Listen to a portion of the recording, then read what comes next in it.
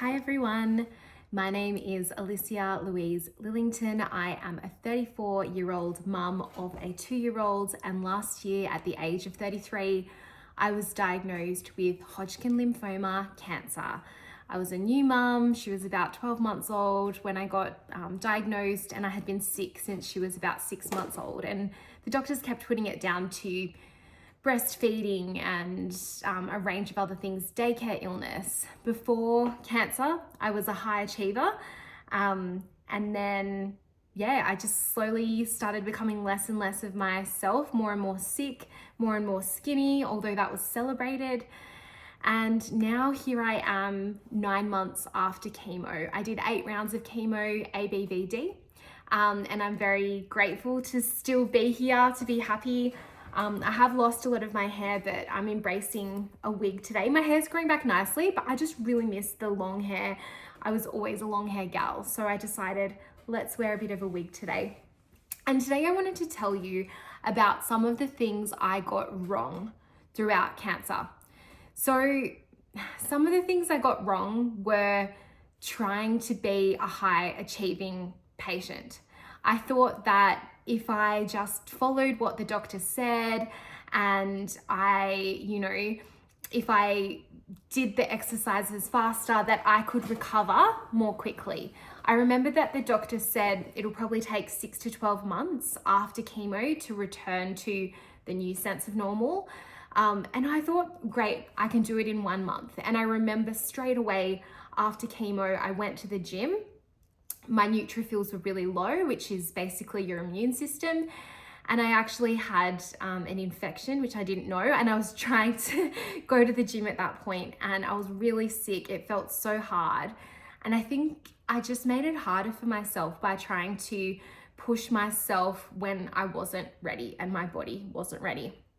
I also tried to have an inspiring story that at that time it felt a little bit like it was for everyone else. I do think there's a lot of value in recording what you're going through in the moment, diary entries, recording videos. And I had a counselor that said to me, just record your videos, even if they're just for yourself or for your daughter, to look back on, because with chemo brain and brain fog, you just do forget so much when you go through that process. So now I look back on those times where I was losing my voice.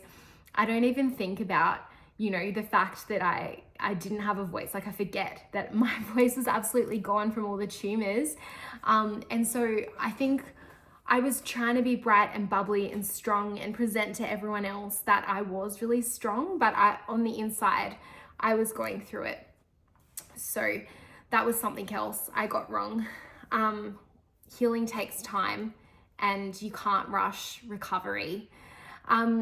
I suppose as well, something I got wrong in my cancer journey was I thought there'd be a moment when I'd be told I was in remission and I'd be in a white outfit, walk into the hospital, and the doctor would tell me you're in remission, and it would be a movie moment. But there really weren't a lot of movie moments in the hospital. It was pretty mundane and clinical and confronting and scary.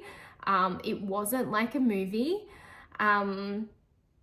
It was kind of, at times it felt like life or death. And when I went to, for the first time after my interim PET scan to find out whether I was in remission or not, they said I was borderline. So I thought that, and I brought my daughter with me because I thought, if I bring my daughter, it's going to be this movie moment, and I'm going to find this out. But really, no, it wasn't like that. And so that was hard. I got that wrong.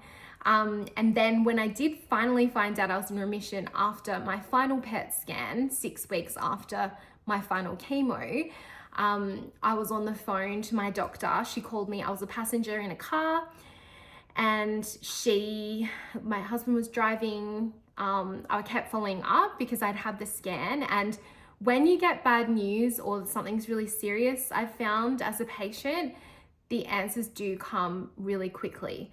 But then when I was waiting for good news and the fact that I was in remission, it seemed to go really slowly.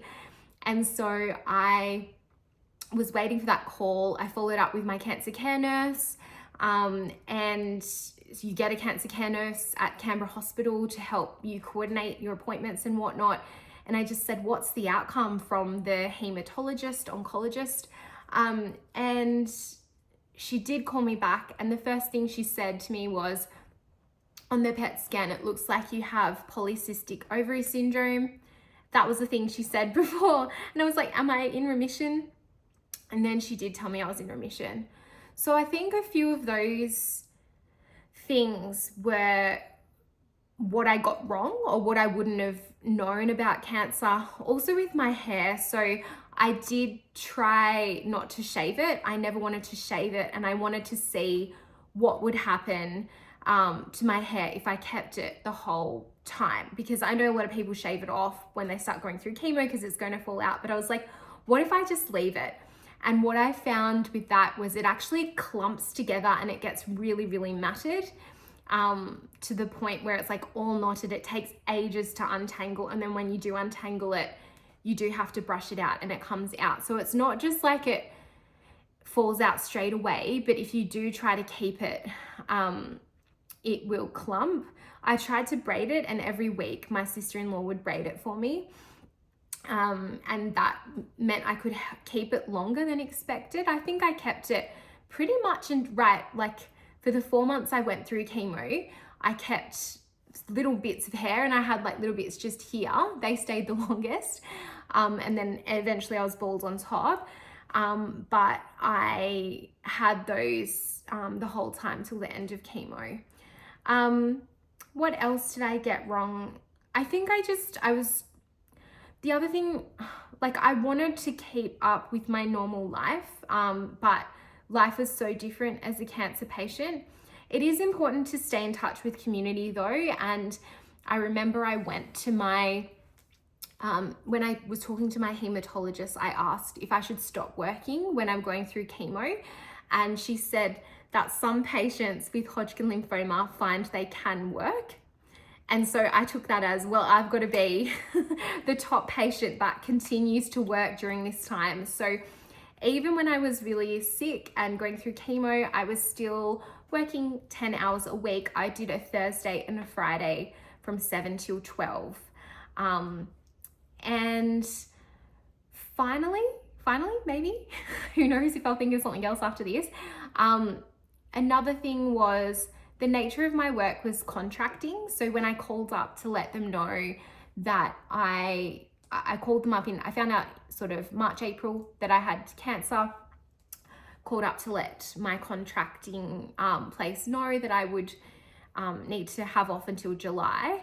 And they said that my contract wouldn't be extended after June. I had been suffering from a lot of brain fog at work, so I wasn't working how I usually would, and I couldn't articulate that. But I definitely didn't expect them to just say, you won't have a job after June. So then I found myself applying for jobs while I was going through chemo. And that's why I continued to work 10 hours a week, because I didn't know what would happen with the job situation. But I've found contracting, touch wood, to be very lucrative for me and fun. I love working on big IT programs. And so, yeah, that was really good. There's sort of some of the main things I think I got wrong about cancer and chemo. But for me, it was really important to keep going, keep up activities, stay on the board that I was on, to keep going to events when I could. But really the biggest mistake I made was at times pushing myself too hard. I think there's a balance between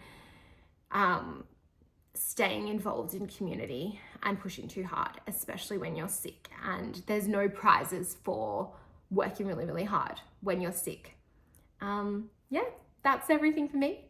And I hope you're having a great day. Continue to follow my journey if you want to see what it's like to go through a cancer journey. I'm now in the recovery phase. I'll probably do some upcoming videos about my hair throughout the cancer journey. I took a lot of videos when I lost my hair and so forth, and there's content I never posted. So now I feel more brave to post those, particularly reflections after my first day of cancer. So thank you to everyone who's been following along for a long time. If you are going through a cancer journey or supporting someone that is, please go in grace. I'm thinking of you. It's not easy, but sending love from afar.